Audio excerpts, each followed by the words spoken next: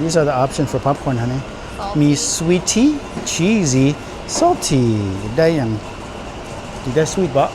cheesy or salty not salty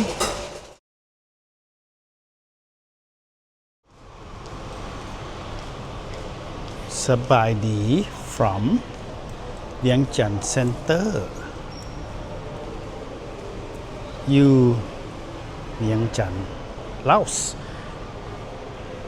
สิพากันไป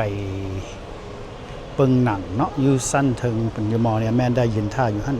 แต่ว่าอยากเช็คเอาท์รถหน่อยนึงอยากรู้ว่าราคาเป็นแบบใดสำหรับรถอยู่เวียงจันทร์นี่เนาะรถคันนี้ SUV คันนี้ 58,000 ยี่ห้อใดด้วยมึงยี่ห้อมันมีหลายยี่ห้อใดมีหลายแบรนด์อยู่ลาวนี่บ่ฮู้แต่ว่างามนะรถคันนี้รถแวนนะแล้วรถคันนี้นี่อยากแปลกๆหน่อยนึงเว้ยมันรถ Audi ว่ะเดี๋ยวเบิ่งนี่คือว่ารถ Audi เห็นบ่มันรถ Audi ว่ะราคาคือมาถูกแท้สำหรับรถ Audi 37,800 ดอลลาร์นึงพี่น้องe-tron มันรถEV บ่นี่บ่ฮู้ว่ามันรถ Audi บ่คือว่ามันรถหยัง Q4 มันเขียนใส่ Q4 เป็นไปได้ว่าราคาถูกกว่านี่ราคาเท่านี้นึงวะ Audi 37,000 ดอลลาร์อยู่ลาวนี่มีรถหลายยี่ห้อแท้ๆเลยส่วนหลายมาแต่จีนรถจีนส่วนหลายเดี๋ยวนี้รถอเมริกาก็มีอยู่ที่ว่าคนนิยมแต่ส่วนมากส่วนหลายเป็นรถจีนเนาะขึ้นไปเบิ้งสั้นถึงมีหนังอย่างแท้ที่ว่าเจ้าพวมันลิ้นเดี๋ยวนี้เนาะยังขึ้นไปเทละสั้นจนไปฮอดเส้นเทิงพูนพี่น้องห้องหนังนี่เทิงพุ่นไปนี่พาวิวเวอร์เลาะมอนี่หน่อยนึงสั้นนี่มันก็บ่มีอย่างหลายสั้นนี่เห็นบ่บางเที่ยมันก็มีรายการมีคันสอบคันเสิร์ตไปแบบสั้นแต่ว่ามื้อนี้เขาเจ้าขาย mattress ขายเตียงแล้วก็เบาะเตียงราคาแบบใดเบิ่งดูเบาะเตียง18 ล้านปลายกีบตกเป็นประมาณเท่าไหร่900 ดอลลาร์นั่นน่ะนั่นไหมประมาณ900 ดอลลาร์อ่านภาษาลาวบ่เป็นบ่ฮู้ว่าได้อย่างได้900 ดอลลาร์ขอถามได้บ่อันนี้นะ18 ล้านนี่ได้อย่างแดเนาะได้แต่เสื้อเดาได้แต่เสื้อ18 ล้านเนาะตกเป็นประมาณ900 ดอลลาร์แม่นบ่900 US ว่ะราคา US ก็ยากหรอกสิไล่18 ล้านเนาะโอเค alright โอเคบ่อยากเสียเวลาข้าเจ้าไล่เอาเองก็ได้18 ล้านก็ตกเป็นแม่นบ่ฮันนี่900เนาะ No I was trying to figure out how much 18 ล้านdivided by half ก็ตกเป็น900 ดอลลาร์มันบอก2 ล้านแต่100 ดอลลาร์ได้ประมาณ2 ล้านกับแสน100 ดอลลาร์ก็แม่นแล้วคือซั่นประมาณ900 ดอลลาร์ได้แต่เสื้อแล้วหั่นนี่ That's expensive just for the mattress Yeah that's expensive Yeah ขึ้นไปสั้นเทิงบัดนี้มีหยังแดอยู่สั้นเทิงขึ้นไปเลยสั้นนี่มีหยังนี่สั้นนี่ jewelry มื้อนี้เนาะแม่น first day Honey let's go here real quick Let's just take a peek at the jewelry stuff อยากโซบรรยากาศของ first day of 2025 เนาะมิดเงียบมือทำอีดนี่เป็นแบบซี่บ่มีอย่างหลายสั้นนี่ส่วนหลายขาย jewelry แล้วก็มี department store อยู่ฝากนั่นเนาะ มื้อนี้มิดๆเงียบๆมอนี่นะขนาดบ่แม่น first day of January 2025 ก็มิดๆเงียบๆแต่มอนี่มันบ่มีหยังหลายเนาะฉันว่าแจ้งๆเนาะมันนั่นภาษาอังกฤษเขาจะว่าแบบนี้เด้อเขาจะว่ามัน kinda dead เทียบใส่ Parkson หรือว่าตลาดเช้าบ่มีหยังหลายมอนี่หรือว่าภาษาอังกฤษบางเทื่อเขาเจ้าก็ว่า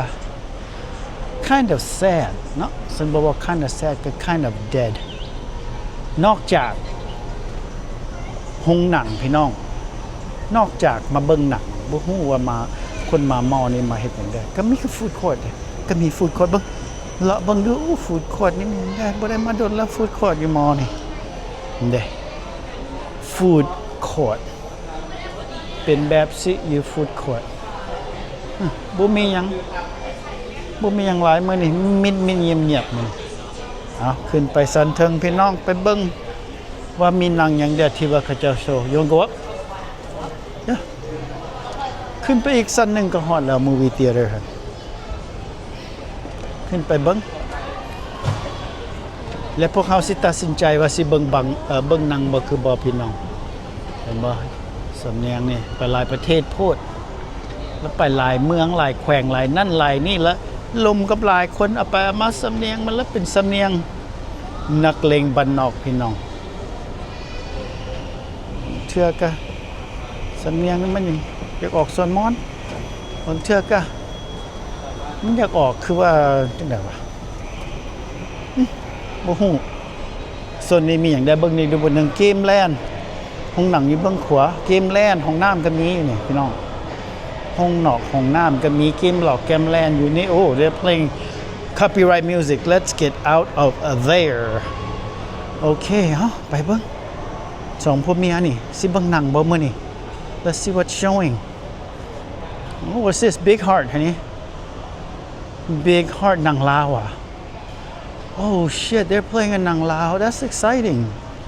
บ่เคยเบิ่งหนังลาวโดนแล้วพอเพชรเคยเบิ่งอยู่หนังลาวแต่ว่าบ่ได้เบิ่งโดนแล้ว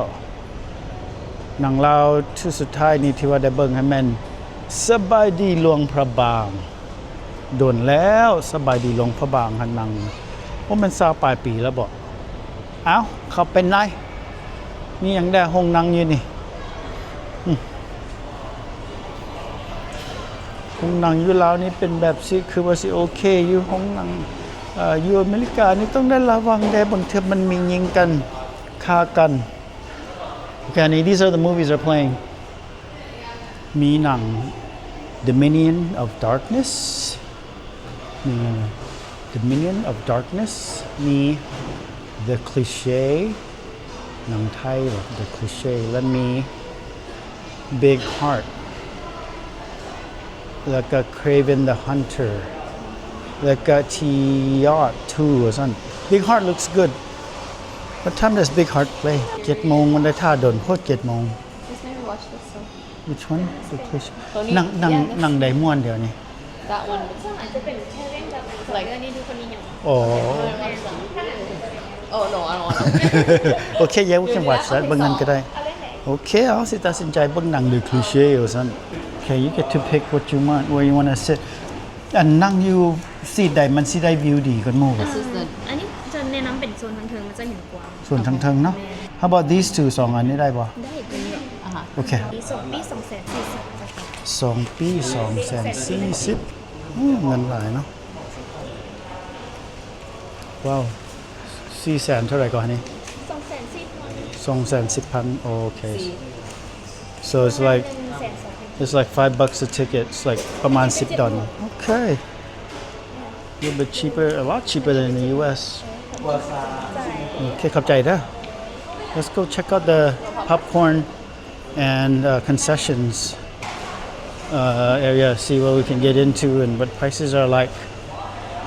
okay โอ้เสิร์ฟเบียร์อีก1664เบียร์คอรันบูร์กเบียร์บลองช์บ่กินเบียร์เพราะว่ากินเบียร์หลายคนแล้วเราpopcorn these are the options for popcorn honey มี sweet tea cheesy salty ได้อย่างได้ sweet บ่ cheesy or salty not salty okay salty yeah salty sounds good let's do salty เบิ่งราคาเป็นแบบใด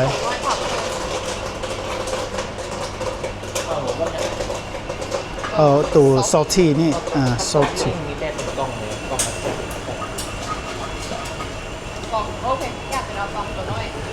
กล่อง means it's in a box I think right อยากอันนั้นมันมีแต่กล่องอันทรายเดียวกัน อันนี้70อันนี้เป็น70อันนี้เป็น ตัวน้อยตัวเล็กตัวนี้ตัวน้อยตัวใหญ่ ราคาเก็ต3 ดอลไปนั่นยืมนาฬิกาประมาณ 15 ดอลบ่จัง18 ดอลนี่แหละโอเค เงินกองซื้อมาอีกแล้วโอ้พอ โอ ที่ เค anything else something to drink anything ซีมเบิ่งดู